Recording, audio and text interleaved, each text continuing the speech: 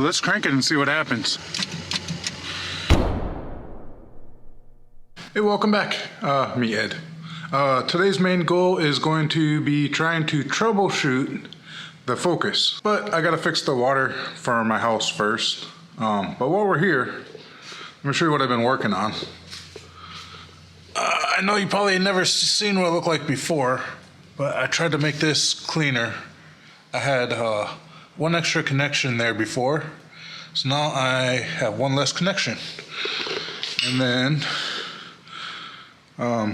the pipe here, I only got the one connection right there.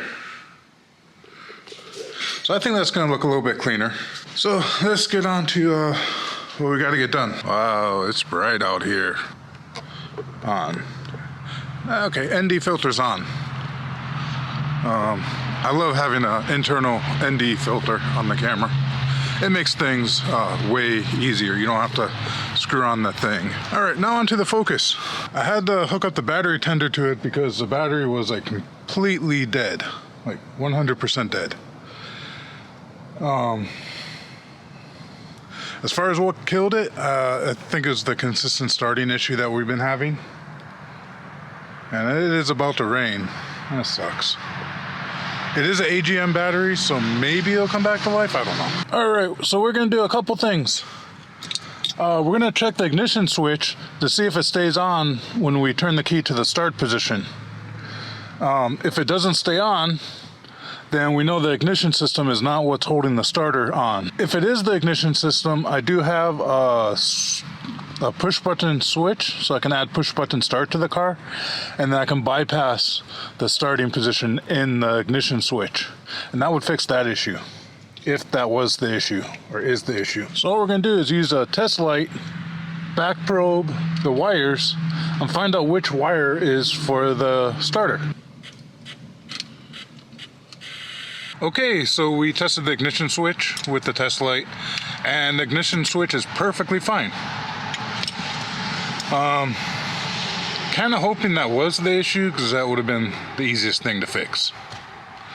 Now let's change out the relay. I changed out the relay earlier, but I changed out, I believe, some other relay that wasn't actually the starter. I didn't realize that at the time. So maybe the relay is the issue. The only problem is I got dead batteries, so after I change the relay, I don't have a way to test it out to see if that's actually the issue. If anybody has a Focus, the relay is up behind this metal piece. Like, how the crap do you get to that? You unscrew these. It is 7mm. So you unscrew that, and then this whole plastic panel slides out. And then you can go ahead, take out the relay, and put a new relay in its place. And then you just push this fuse box back into place, put the screws back in, and that's it. So I just got done replacing the relay. No idea I don't have a way to really test this, see if that's the issue. I guess I could bring my truck over and we could jump start this car. Also, an issue I'm having is the clutch safety switch doesn't work, or is non-existent. I'm not too sure. But regardless, the clutch doesn't have to be in to start the car. I'm kind of torn whether I want to fix that or not. I probably should. So while we're here, what are the plans for this engine bay? If it wasn't raining, I'd probably get some of this done today. But I definitely want to take the valve cover off, respray it, make it nice, properly prep the valve cover because it wasn't prepped properly before, and it all flaked off. Then we need to figure out some kind of heat shield for these headers. I need to figure out this battery situation, need a new battery, and somehow make it look good in there. Not this cardboard crap. But anyway, what I really think is wrong with this starting issue, I've come to the conclusion that I think what's going on is you have your starter and your starter solenoid, right? So the starter solenoid activates the starter and it's not shutting off. It's not a very common issue, but it is something that does happen. You try searching this thing online, everything you got is crank, no start, or doesn't crank, or things like that. My issue is the opposite. It won't stop fucking cranking. So, but in order to really test that, what I need to do is get to the starter, which is a pain in the ass.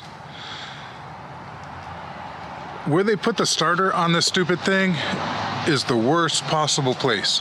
Nissan did it right. They put it right in the front, easy access. This car, everything is buried. Nothing is accessible.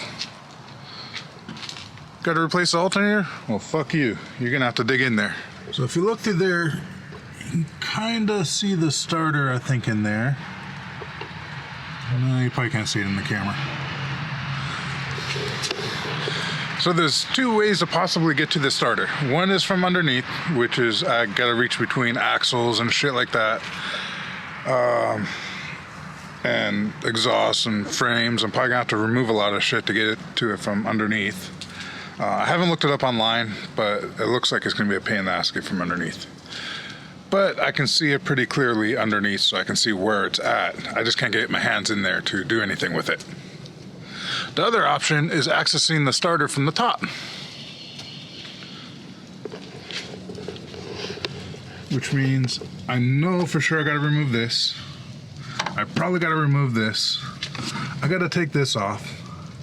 I might even need to take off the manifold, but I'm not sure. Maybe I can get enough clearance with just this stuff off to reach in, to be able to reach in and over. As far as the fans, I don't know if you can see the fans are melting. So that's why I need to get a heat shield for this. When we're done, this should be a pretty good running car. I do have a brake leak somewhere. I was told it was in the back. I haven't looked into it, but it's really small. So it's like I don't even know how many miles or how often I have to drive it before I need to add some brake fluid, but every once in a while I gotta add some brake fluid. Every once in a while, meaning I've only had to add it once since I've owned the car. The previous owner told me about the brake issue in the back, and I'm assuming the previous owner never resolved it. But I haven't been able to physically see anything wrong, but I haven't really looked either. But yeah, when this car is done, it should look pretty clean and should be a really nice driving car. Yeah, so I'm actually starting to enjoy this car more and more, even though I haven't been driving it. This is a project I need to finish. A little washer thing that goes in there for this prop hood to stop it from, or to keep it from not like moving around like that. That is a heavy hood. Dang, you hear that thing slam down? It's like dunk. So I don't know if I want to get rid of it. There's a couple things I don't like about it, really. We'll discuss that real quick. Let me get out of the rain. Rain sucks. So what I like about the Focus is that it's not modified, but it's also why I kind of don't like it. Because I want to modify it. And then I like it even some more. I don't know. But yeah, I like the fact that because the car's not modified, it should be pretty easy to fix. But here's my biggest issue with that car. You may not know this, but the SVT Focus, there is a ton of things that's special for that car that's not on any other Focus. Pretty much everything with the engine, a bunch of suspension parts, brakes, everything, most of the things you can think of is not the same as a regular Focus. And so they made a limited number of SVT Focus. Replacement parts is not as easily found as you might think. Because they only made this car with this engine for such a short time and such a limited production, there wasn't a whole lot of support for replacement parts for this car. And the same thing happens with other cars, like the Spec V, the Protege Speed, things like that. But having like all these one-of-one parts, like shift cables. That's a common thing that's in pretty much every sport compact group. Someone wants to make some money, start a company that makes replacement shift cables for early 2000 sport compact cars. But yeah, so even like we're searching for like the starter for it, you can't use just a standard focus starter. It has to be a SVT starter. Which basically when you're searching, you have to search for what's called a VIN 5. So if whatever part you're looking at doesn't say VIN 5, well, guess what? It's not going to work on the car. With the regular Focus, you get like maybe 30 different brands of starters. The SVT, you might get like 3 that are VIN 5. You're buying suspension parts, you got to get VIN 5 suspension parts. Everything you got to buy for the car needs to be VIN 5. And it took me a while to figure out what the heck is VIN 5. But yeah, it's just a pain in the ass to get parts, really. What makes the Sentra a little bit better in a way is the fact that the engine was also in the Ultima. So you have all the companies supporting the Ultima engine and you just use those parts on the Sentra. We're just gonna hook up some jumper cables to the truck, to the Ford, and see if we can get this thing started. Or see if we can get this thing to not continue starting, I think. I don't know. Here we go. I am so close. Oh man. I'm like an inch away. Oh man, that sucks. Okay, I moved the truck. We're good now. We can continue on. Okay, so I got the jumper cables hooked up. Let's crank it and see what happens. I'm not even too sure it's gonna be enough power to even crank it, but we'll try. Make sure it's neutral so I don't drive into my garage again. Video somewhere there.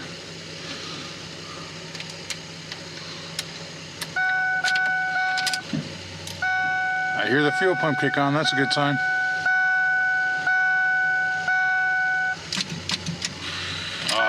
Not enough power.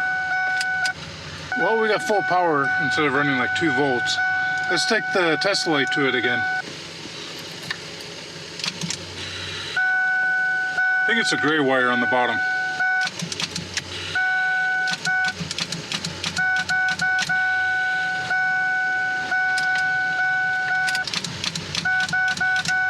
I can hear the relay clicking. Guess I need to get a new battery. I don't know, I got some other projects I need to do. I'll worry about that later. Because I can't start it, I don't know, maybe the issue could have been the relay or something else. So I don't know if I want to take all this apart yet until I can prove that the issues still exist. And as far as in that one video where the car ran into the garage, where I said I didn't turn the key on, I noticed that this ignition system's really loose. So I'm thinking I turned it just enough to click the starter motor on, even though I didn't turn it all the way. So I think that was my bad on that. And then as soon as the starter got a little bit of juice, it just kept going. I think because of the starter issue that I've had with it continue running, even if the starter isn't the issue, it's probably going to be a good idea to replace the starter anyway. Because it's, you know, I've had a few times where I was doing that and the starter literally started smoking. Thank you for watching. Aloha, peace out. Check out the merch store.